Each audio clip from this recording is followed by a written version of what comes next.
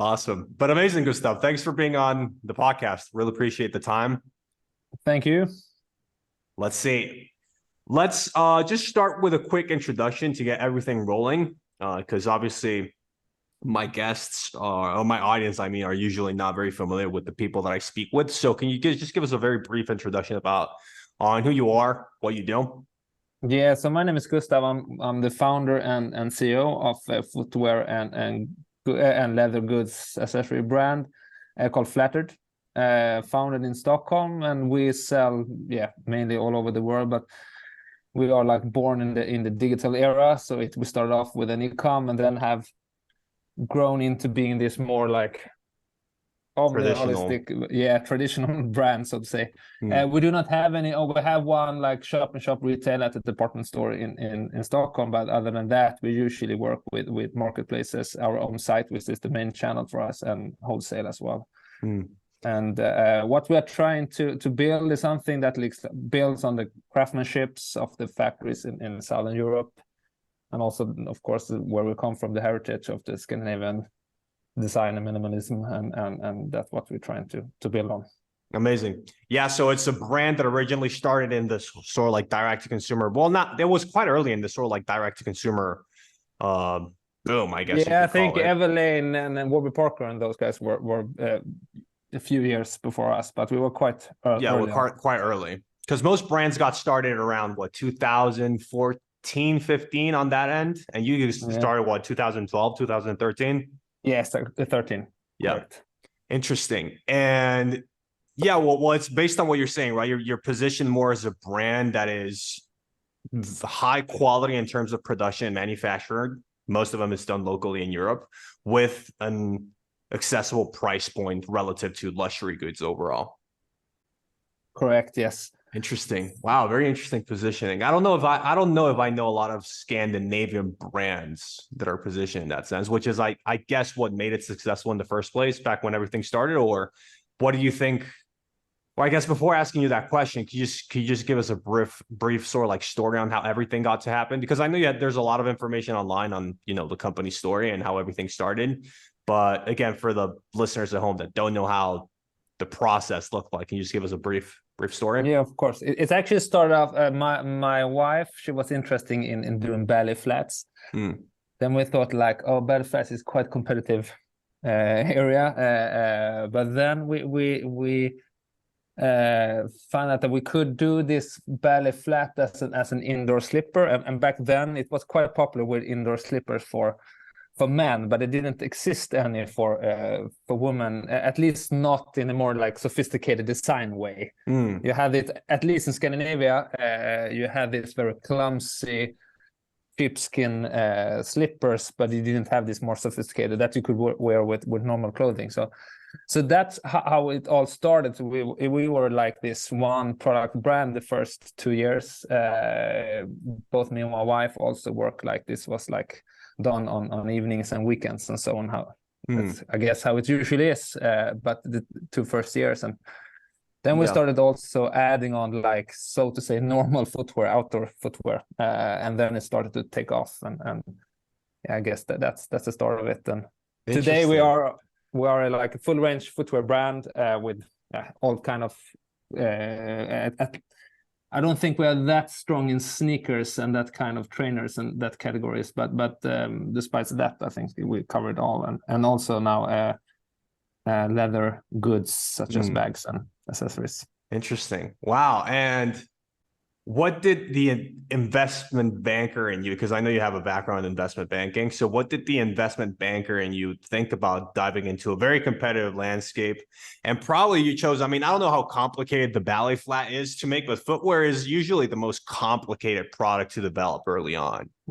Yeah, I guess that, as you said, belly, I think that was maybe not done by purpose, but I guess belly flats is one of the easiest footwear to actually create, both from not coming from the industry and also from a factory, in terms of like zero background in production. Yeah, exactly, and us describing what type of design we want and so on. So coming back to that, so I think it has been a learning process. But then, of course, the factories in what we work with are very skilled. Yeah, and I think we have like had the luxury or the to develop. Yeah, we have been around for 10 years, and I think we have developed slowly as business and footwear industrial people as well. So and then of course after a few years we hired our first real designer, so to say, and then it was like easier to scale up and also like one production manager and so on. But I think in the early beginning it was done in like PowerPoints and so on. Interesting.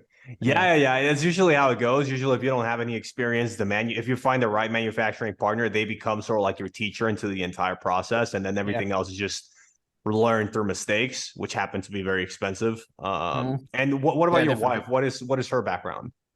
No, she's working with like in media and social media today. So that's also completely different. Yeah, completely different. Yeah, nothing with apparel or footwear or something. So yeah, it was interesting. It was a steep learning phase, and I think we are lucky that we survived the first years. Yeah. Wow. How long did it take you to launch your first prototype? Do you remember? Like the first prototype that you were happy with? Yeah, and actually quite a fun story, because we first approached like 3 different factories. Yeah. Then we got one sample, like we got samples from all 3 of them, but it was one factory that understood our like design philosophy better than the rest. So we went with this flat, only one color, to the department store in Sweden, the biggest one in Stockholm. And then we're actually really like, oh, you have found this like only in the market. This is perfect for the holidays. So they actually placed an order of 1,600 pairs, like the first order up front. Wow. And then we haven't really decided which factory to go with yet. So that was like a real kickstart. That's nerve-wracking, yeah. Yeah, and then it was like everything went so fast. It was like two weeks before the factory were about to ship. It was like shoe boxes. How should they look? It was like, oh, shoe boxes. We needed shoe boxes. Yes. Yeah. Wow. Yeah. That's so it was That's so typical. That's so typical of starting it with no experience. Yeah, that's so funny. Interesting. I'm guessing where we're most coming from? Portugal? If it was based in Europe? Yeah, we started in Portugal. Actually, then moved to Spain for footwear. Now we have actually diversified. So we have both Portugal and Spain quite equally. And then the bags and leather accessories are made in Italy. Interesting. And I'm guessing early stage funding was all you were saving money from your job and reinvesting it into the company, or was there because it was I don't know how the investment scene was back then, but I'm guessing it was most of businesses were just completely bootstrapped. Yeah, we were bootstrapped. I think actually the first order was more or less the first funding that we had. That we were very lucky to get that order and also to get those volumes for the factories. So no, we were bootstrapped until 2018. Yeah. When we was cash flow ever a big problem starting off, or the prototype and the idea hit a nerve very quickly and it was everything just grew very quickly?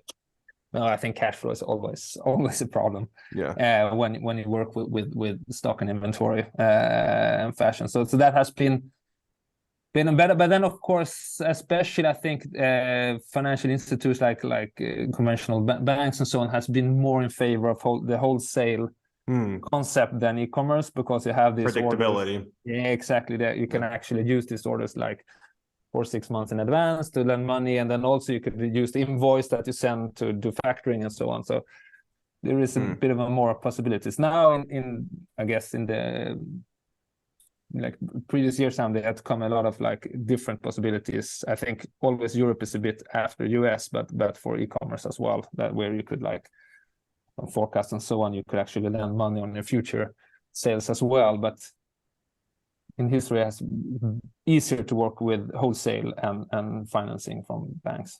Interesting. And when you look at the early stage, and I'm going to call it success because it is kind of like the first milestone of success when you start something is it actually selling at a rate where my production can't catch up. For you, getting from the idea to getting to that stage, was it all what was because I'm guessing there was no strategy, but back then what were you guys doing? Were we just advertising the product? Did you just push it on social media and it got organic momentum? What got the business rolling from a sales and marketing perspective? Yeah, for us, I think like back then influencers was quite powerful. That was like the easiest way for us as well to just like seed products and then hope for getting like them to use it and like it, of course. Yeah. So I think that was how we started. Then I think quite early we started also with advertisement on Meta, Facebook back then, and then Instagram when that was launched. So Interesting. I guess that's how it started. Interesting. It's funny to see how the dynamic has completely changed, right? In the last, what's been 10 years in terms of marketing and sales, how I'm guessing the principles are similar because influencer marketing still works, quote unquote. Facebook advertising still quote unquote works, but the degree to which it works and the barrier of actually making it work to versus what it used to be is probably completely different. Yeah, definitely. And I think especially also influencer marketing, but I think especially Meta, that was like back then it was so cheap to do it. So it was so easy. You didn't like, you could you really were printing money. You were printing orders pretty much. Yeah, exactly. And you could start with like almost like a few dollars per day and just see like, okay, then I add one order. Okay, then I can increase it to $4 tomorrow. And then you could just grow from there. Yeah. And also you could actually do quite shitty ads, so say like Now I remember you could literally post like a hot girl on a bikini and Facebook allowed it, and it was everything. It was more like the Wild West, but people that got into it early made a lot of profit. Yeah, definitely. And I think if we would have like investors back then, it would be more serious. Like then I think we were still in like trial and error process, but if you would be like more like, how to say, experienced, knowledgeable, yeah, exactly, then we could like grow much faster back then. Double down on that. Yeah, but I mean, I don't know. If we've learned anything about D2C brands in the last 10 years, is that fast growth is not really the way to go. No, exactly. It's not equal to success, definitely. Yeah, I think it's very tricky also to see this very big, like Warby Parker, Evelyn, how this still struggling with profitability and so on.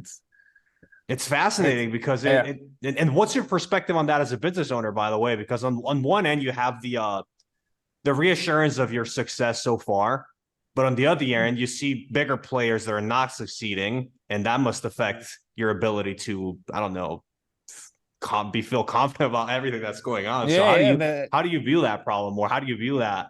Because I'm guessing you think about things like that quite often.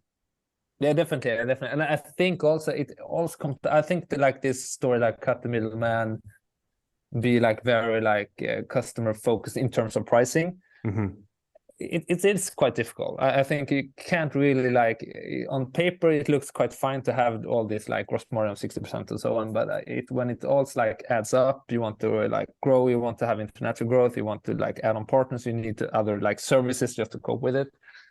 It's difficult to get the calculation to the numbers to work. So I guess that's why we're also trying to. I think was good for us was that we launched our site at more or less the same time that we also sold to wholesalers. So we were never like pure player D2C. And working with wholesaler, that required some certain like level of margin. Yeah, more infrastructure from a production perspective for everything. Yeah, and also like to be able to offer the wholesale the margin they were asking for. We were required also to, of course, make money there. So we never pushed our prices down to like the real, so to say, D2C levels of like 60%, gross level 65. So we had always had margins higher than that, which I think is also really much needed. That's what also you see in like Evelyn and so on. They're trying to push up from the like where they were from the beginning. I think 60% in gross margin up to about 70, because that is needed to make profit, I guess. Yeah, well, it's interesting because I mean, there's, and correct me if I'm wrong, but when it comes to profitability, there's essentially three things that you need to look for. Three things is how much does it cost? How much do I sell it for? And that's how much does it cost me to sell it? Yeah. So what are the marketing costs? And what happened early 2015, 2014 was marketing costs were almost inexistent because platforms were new. There was no competition. And it gave founders, entrepreneurs a false sense of security that the high profit margins that were responsible for low competition from a marketing perspective were going to last forever. So they built massive businesses around these foundations. And 10 years later, when everybody started using advertising, the landscape got more competitive and the cost started rising. They noticed that they didn't have business models that actually worked. And now the consumers used to low prices. Yeah, exactly. So it's hard as well. It's not just to increase overnight. But then also I feel like, I don't know, if you're doing a great product, it's not, or at least from my own perspective, you could actually, it's not that hard if you have great products to increase the prices slightly. Then of course it's maybe difficult to like jump up to a different price range so you become a completely different brand. But increasing the prices 20% is maybe not that hard. Or it's like could be easier than you could actually think. I got that's my experience.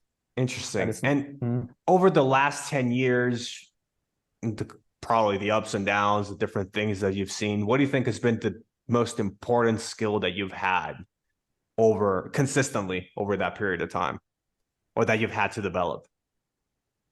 I think coming from like the investment banking has given me a lot, like be able to talk the talk when you also talk with other investors and banks and so on, and giving them the trust. I lost the word.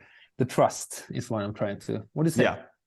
Yeah. So that you know the language, you know how they think. I can talk the talk exactly, and know what they think and what they're looking for.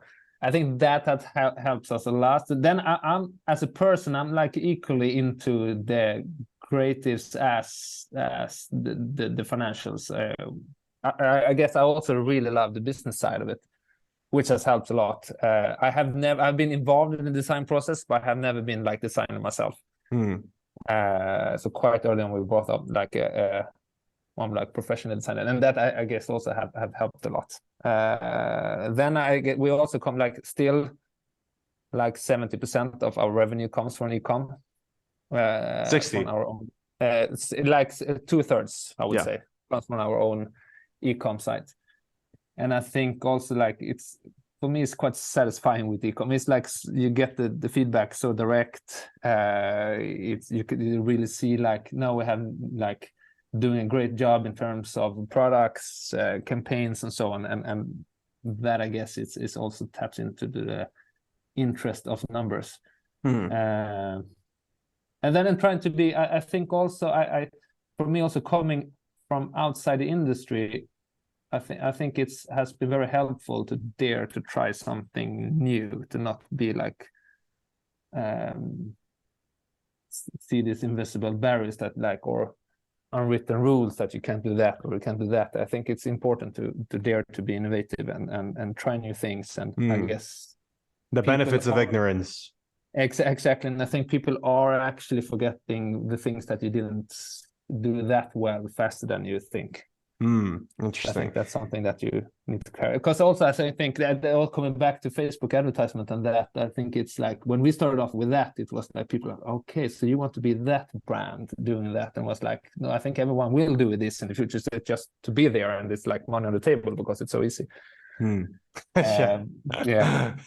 I think a lot of brands that have maybe like has been around for a longer time, it hasn't been like founded during these times, were more like they were founded during winter. Exactly. And they were like, no, the Facebook ads is not for us, we're not that type of brand, and so on. Interesting. And how would you describe your evolution as an entrepreneur from a skill set perspective? Back then you were just an investment banker with with an ambition, with an idea, and you learned throughout the process. And that has evolved to what you are now. But how would you describe yourself now? More of a leader, a manager, or still the same person at the same position just 10 years later? Good question. I hope it's a mix of everything that I've also evolved as a leader and manager. And I hope I think I have like tried as much as possible to not be involved in all the details. It's of course also of interest, and I think it's very like this is my passion as well, to do what I'm doing. But I think actually found people that is better than I am in certain things, and I'm quite happy that I have succeeded with that as well. And then it's not that hard to actually leave it and like take a step back. Of course. Did you struggle with that transition of having to rely on people that were better at you at a lot of different things? Because it's a very common problem. I don't think I have problem with, because I'm actually quite I have that sort of like self-business that I'm aware that they are better than me on those things. I have no problem in leaving those and taking steps. But I think the problem is that I need also to not deep dive too often into certain things, that you still believe that you have the full like knowledge and so on. I think that is like to trust the process. Yeah. Yeah, to be because able to hold back when you like, oh, I just want to deep dive and just do this. Like you sitting there like Thursday evening, 10 o'clock in the evening, and like, oh, I just want to solve this, but maybe it's not my task to solve, so to say. yeah, And then you like to take a step back and just trust the process that the one interesting. responsible will do it. And otherwise, I guess it's quite bad leadership if I will jump in and do all these small things. And I think that is where I have to work most with myself too. And what do you think, at what point do you think this transition is the most important of, okay, me, I'm the founder, so I'm responsible for everything, to now me, I'm the founder, so I'm responsible for attracting the best people for this as possible? So when you're scaling, when the brand's growing, when you already have, the good infrastructure, good foundations, and good margins, when do you think is the most productive point in time people should start contemplating on that mindset shift or skill set shift? I think it's upscaling. Otherwise, it's very hard to scale up because it's impossible to do all things and do all things well. So I think definitely the scale up in the first years, you are so tight on cash, so it's very hard to attract good people if you do not have like your own money to invest in it, or investors from the first day. So then you do not really have a choice. But then as soon as you see like the cash flow is starting to be there, then I think it's important to start to take on new, more experienced people, and like also that people that you could grow with as well. So you are like investing for the future. And also dare, as you said, also dare to take on good staff, so you can leave, also be able to leave the things that you believe that you are best in as well. Me, as I actually, it's quite interesting. I read this book that I said it's usually the area where, or the founder, it's usually the area where the founder has most experiences that will like lack of that will like face the biggest problems when you scale. Because founders tend to believe that they could do everything themselves. And for me, like the financial part, I would just like my chairman and other investors, like, I think it's time now to bring on the CFO. And I was like, no, I do not think I need a CFO. I'm quite good at numbers. I do not need a CFO. And yeah, I'm a banker. I know. I'm a P&A sheet. Yeah. Exactly. But that was so completely wrong, because now when we have both of CFO, it's so much better. All the processes is getting done in time, and everything runs so much smoother. And I think it's so true that you need to also dare to leave the part where you feel that you are like investing as well. Yeah, very interesting. So it's almost like understanding your own strengths give you a false sense of confidence when it comes to scale, because scale will put a different set of skill sets to the test, which are not necessarily the ones that you're already good at. Definitely. Interesting. And if you had to start all over in today's current environment with today's current challenges, how will you approach it different? What do you think are the most important things to contemplate? Good question. I think it depends on how you want to build the brand. I guess if you want to have it bootstrapped from the beginning and work your way up, if that would be the case, I think actually you need to be able to tap into the trends today. Maybe it's TikTok, maybe something else that needs to be like, need to be aligned with that. You need to be able to catch that extra value to be able to grow it, if you want to do it without like bootstrap. Yeah. If you want to do it with investors, it's a good question. I think it's so much happening right now. And like 2 years ago, everything was like direct to consumer. Like that's the way, like you see all the big brands also took started to reduce number of wholesale partners and so on. And then like just 1 or 2 years later, it's like back again to the old playbook. Yeah, that's why I asked those questions, because it was a wake-up call in a lot of senses. And I think we were I mean, at least this is my perspective. I think that we've been very lucky to see this unfold, because this is the reality of just cycles from business perspective. And then I think it's so important then to have like your toes dipped and like in different. Of course, yeah, of course, to be diversified from the beginning as well. Because now there's a lot of like, oh, we should do wholesale. Wholesale is the new black and so on, and it's not that easy to just start with wholesale if you are direct to consumer. No, definitely it's not like you call like 10 key accounts and say, okay, we are ready to ship. Where's my order? It's quite of a process also just to get the supply chain in order, to get the salesman that could do it. Like, to build the relationships, or of course, time. And I mean, I think people got used to it. Was summer for so long, summer in terms of summer in the industry for so long, that people forgot that winter existed and how it felt like. And we went from summer to winter it was like nothing. It was a matter of months, and everything just completely shifted. And I think from a learning perspective, if you're a business that's not at that scale that can actually learn from experiences like that, it's going to prepare you to build better brands and better businesses long term. Because if it is taught as anything, is that we don't really know anything at all. You know, we might think we do, but most of the time, success in hindsight was just a matter of variables that we almost had no control over. And it's just a matter of understanding them so that we could hopefully replicate something like that in the future. Yeah, and I like how you said that probably the most important thing right now is to understand how you can leverage trends, because everything is so competitive that if you don't have a big source of momentum in your favor, that will not happen if you're not in some trend where people are just not tapping into. It's going to be very difficult to sort of get the cash that you need to start something. Definitely. And for us, it was Facebook. Now we are much more diversified. We're working with wholesalers. We're looking into open our own stores and so on. So we have like reached the second step, of course. But I think back then it was, without that, we couldn't reach this level. Yeah. Then, of course, it's a new reality each year, and then you need to adapt to that. And since the company is growing so fast, it's like a new type of company as well, which...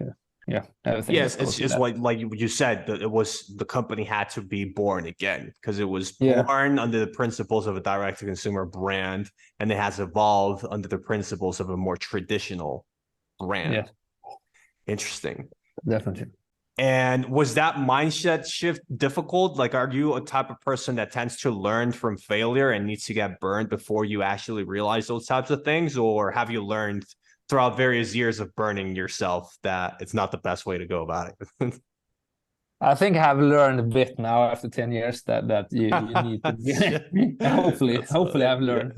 So I'm optimistic. I'm an optimistic person for sure, but I also have like, that I don't take anything like before you actually see the results. Nothing is like given. That you learn for sure, that it's like before you actually see the money on the account, nothing have really like happened and so on. I guess now I'm a bit more moderate, or how do you say, a bit more conservative, and so maybe not jump on the latest, like in terms of trends. And I was usually the one, like, so if some like new like type of application and so on, I was usually one like, oh, it's a pilot, we can get it for very cheap, just if it's this application looks so cool, or it's got an X, Y, Z, blah, blah, blah, everything is so good, but you also learn that it could be quite expensive as well. So more focused on your niche, and just like what is like. Yeah, you're equally as positive, but more risk averse, which is also a natural transition. Yeah. Interesting. And what's your current decision-making process like when it comes to capital allocation? Because now there's so many stuff going on. As you said, it's so important to diversify that. How do you even know what you should be doing today, tomorrow, next month, next quarter? I think for us, it's just like, it's a good question. I think, as I said, nowadays, it really comes down to brand. And I think that also the ones that will survive that have a strong brand. But as you say, it's very hard. Should we invest more in brand during these times, or like for us? I think we had such good years during the pandemic because we are have a high share of e-com sales. But I think then 2022 came, which was so much more difficult, especially in Europe. We have all like the energy prices and so on, I guess, which so it may be even worse than US. So that was a quite hard year with the war and so on. Now 2023, I think for us the focus is getting back to black numbers and get the profitability in shape again. So that is really much like it's like the North Star of our decisions this year. Then I think next year hopefully will be more like, okay, we can prove that we are profitable again, and then we can start growing again, start taking a lot more risks. Exactly.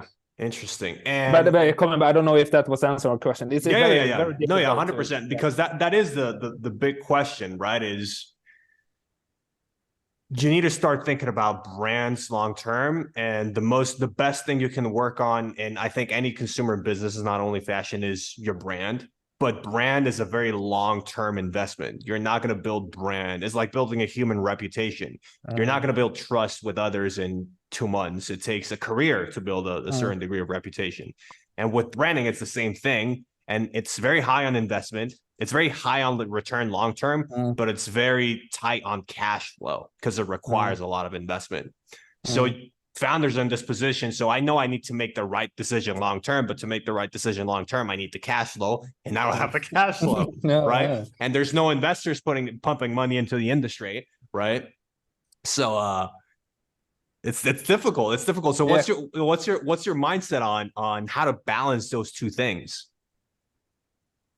I think we cannot leave it either. We still need to invest in brand, of course, and we have done this year. And I think otherwise you will like self-die in a way. You will just like be cutting cost, and then revenue will fall, and then you cut more cost, and then you will like be down to your bone, and then you have nothing more to cut on. So I guess you also need to invest for the future, of course, and the brand, because that's as I said, after all, that's the most valuable thing you have. So we are trying, of course, to balance it, moving maybe also money from performance into branding. Also trying, for us, it's important now to take the step out of the digital landscape to show that we are something bigger. So that is like more offline, maybe. But yeah, it's an act of balance. It's a thin line, and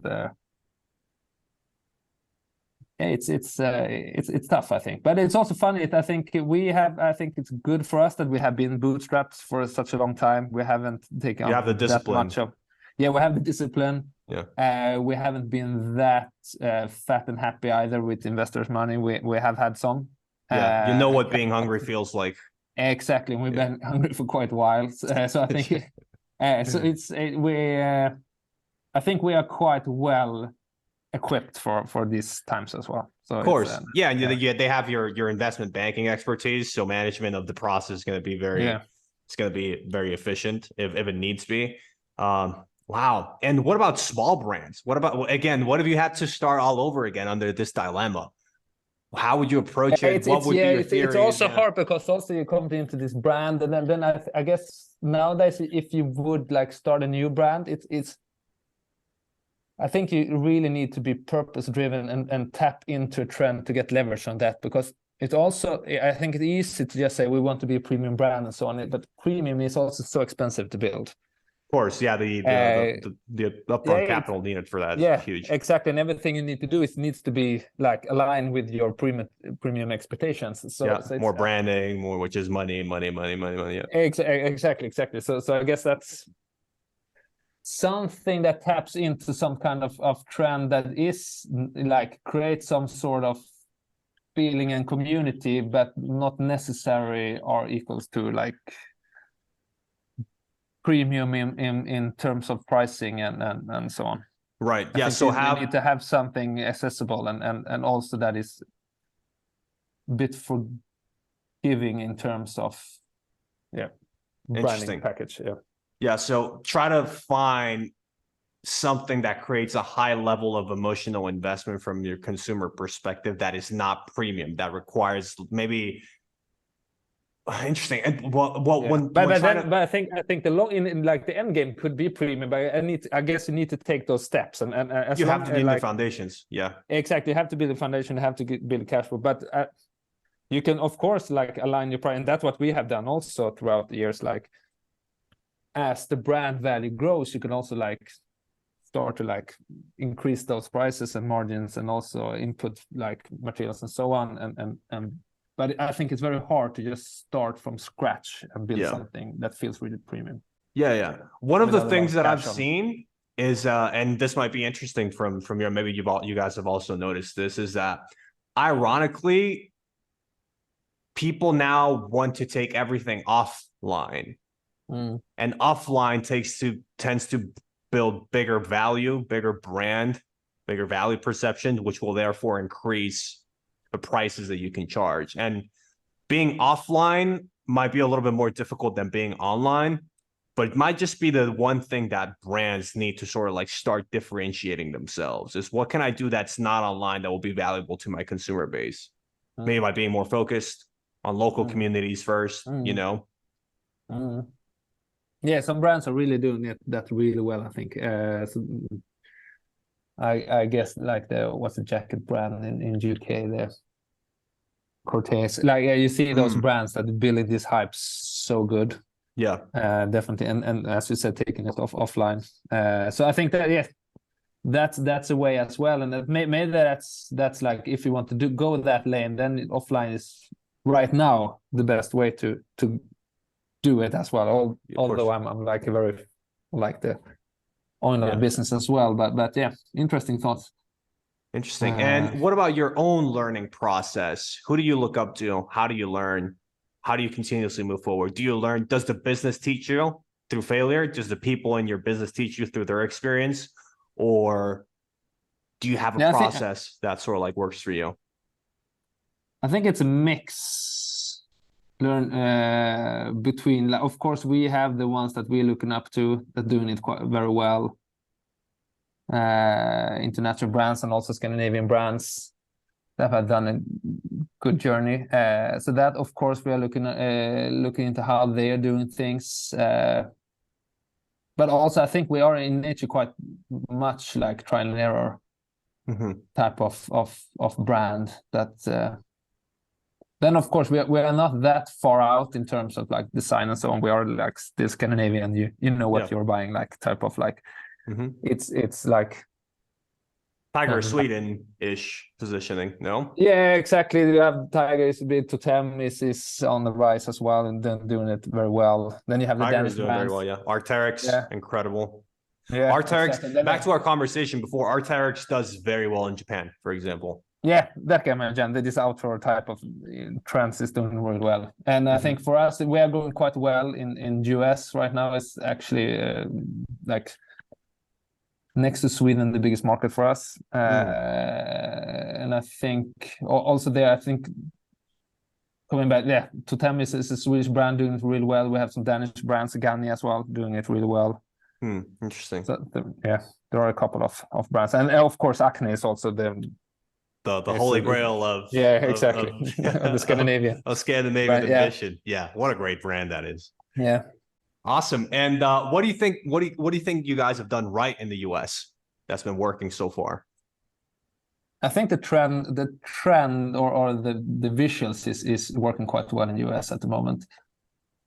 But what part of the vision? The fact that it's Scandinavian, the pricing, the designs. Yeah, I think the designs is quite appealing. From my understanding, it seems to be quite appealing, at least. Also, I think as you mentioned, the price point is quite appealing as well. We are like, as you said, like premium but not that expensive. We're quite affordable. I think that appeals to the customers as well, especially during these times. Then I think we have quite good experience. Like I think coming back to this like performance marketing and so on, I think also what have happened now when we have like when the winter has come is like the pricing on, since it's like all auction on this performance marketing, and I think also the pricing in US has come down as well. It has been so expensive to do advertisement in US. It's crazy. And I think those prices have started to come up like the last couple. Not now, it has been like that for 1 or 2 years now. But I think that also opens up the opportunity to actually enter the market. Interesting. As a new brand. Was there a strategy, or was it more of a let's test different markets out and let's see which market naturally sort of like gravitates towards what we're doing? I think also again a bit of course US is the holy grail. Like in West is like the market where you want to be successful the most. So it has always been there. We have been like back and forth. Like for a few years ago, it really didn't really take off. But it was still like top 5 or something like that. But it has been in the last couple of years that I think it's like a bit of both like it just happened. And also that we have been ready, but it hadn't really taken off until now. Interesting. And what was the overall, what do you, and I know you said people resonate with a lot of things, but from a marketing and sales perspective, was there a specific channel that worked for you guys more than anything? Was it influencer marketing? Was it TikTok? Was it just social media marketing, or was it just word of mouth, mixture of everything? I think we have succeeded to get quite good retailers in US from the start as well. Not the major, not Nordstrom, and the biggest one we had Mood Operandi from that we has been working with for quite a long time now. I think those retailers also help to put the brand in like perspective, context. And helps to build a brand. And then I think it's combination again. I think it's hard to point out this like that is the silver bullet that helped us enter this market. I think it's a combination of paid marketing, our own social influencers, and in combination with the wholesalers that we have been working with that have helped build the trust in the market.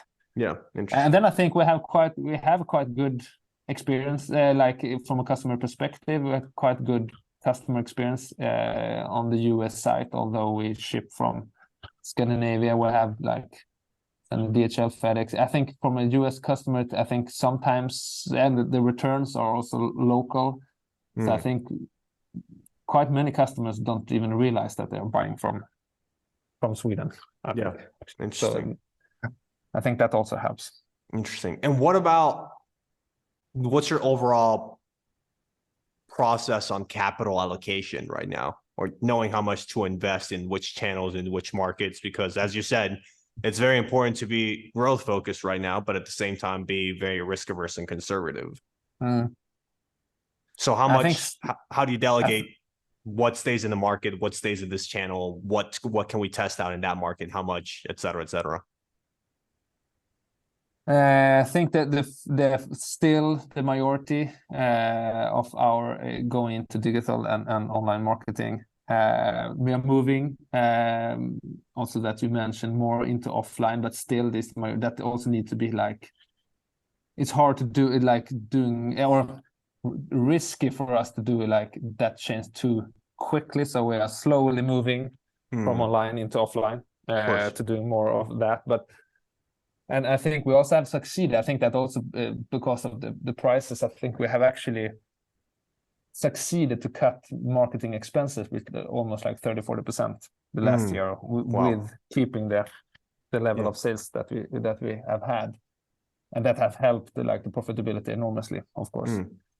So I think it's still online marketing is the main investment for us, but moving slowly more into other channels and offline and trying new things, which I think also is maybe I think the customers also expect to have a more like omni thinking in terms of branding and marketing. But again, it's difficult time to actually, you want to cut costs, you want to be focused on profitability and at the same time grow. So it's a balance there, of course. And then it's also difficult to try new things. you want to be innovative, but you also want to be sure that investment is actually giving Of course. Yeah. even good returns as well. Otherwise, it's tricky. So It's yeah, crazy.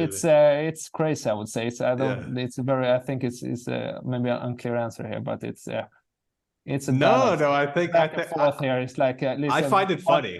I think just one day you're also like, which mood you're like, did you have a good sales day yesterday? Then you're like, okay, let's do this. Let's make this do this. We decision. are And then next week exactly. is We like, need let's this. back out. Yeah, exactly. And then oh shit, we need to downsize this event or this activity or event. Yeah. Wow.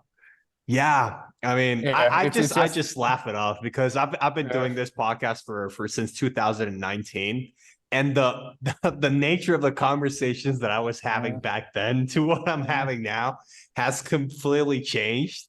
And I mean, it is the nature of the industry, and it's just how it is right now. And but I think as also I heard some other podcasts, I think it's also content like you need to do a little bit of everything, I guess. Just to also be there to be fast when like the wind is changing and like, okay, this works. Okay, let's do more of this, or this works.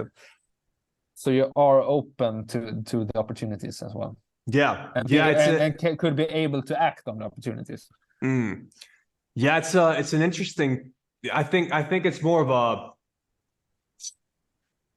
I think entrepreneurs need to be a lot more aware of when to make the decisions. Before, the when didn't really matter that much because everything was either going well or going wrong. But now understanding, okay, if I'm starting out, maybe it's more important to be very focused on a market, on a channel, on doing this very well. But then it's also very important for me to very quickly realize when it's time to start diversifying into this channel or this channel or this trend or this product or this market. So I think as a founder, the responsibility of understanding timing has become more and more important, when before it was just a matter of focusing on what you did and doing it a lot more and doing it a lot better. Yeah, I totally agree. Someone else also said that, which was a discussion, like, I don't remember who it was, but it was like a discussion of like someone said like, oh, it feels like you're like so like real hustler when it comes to pricing and really good at pushing prices and so on. And he was like, what it felt so true is like, we have come to this stage and the price of the activities is actually not anymore the most important thing. It's like that we're doing the right things, and when we're doing the things, that's more important than what we're actually paying for the events that we are doing. And I think also coming down is like the timing now is more important than ever, and when that you know when to do things and when to not do things. Interesting. And what do you think's next? Do you have much time to think about the future of the industry? Or I think yeah, of course. I think it's always a discussion. What's the next thing? And I think that is because what is that conversation like with yourself? You know, when that takes place. When you're, because I'm guessing as a founder, you're responsible for the answer to that question constantly, right? So what do you talk about? What are these conversations look like with yourself, with your wife? Yeah, I think I'm thinking a lot by myself as well, but then also my colleagues and my wife at home, of course, are discussing these questions and what is the next. And she's actually working at H&M, so she's also has some market insight in like what is funny for like what is happening there and what do the bets that they are doing. So we have quite good discussions at home as well. So yeah, it's a bit of both, and then of course you think a lot when you go to sleep, when you like commute back and forth to work, to the office. But again, I'm optimistic. We actually have a quite good year. We see definitely in some markets in the US, for example, a good growth, and I think there's a lot of things we can do there. I think also for us taking the next step to actually have our own store, offline stores. It's like still like 70% of the footwear is sold offline. Yeah.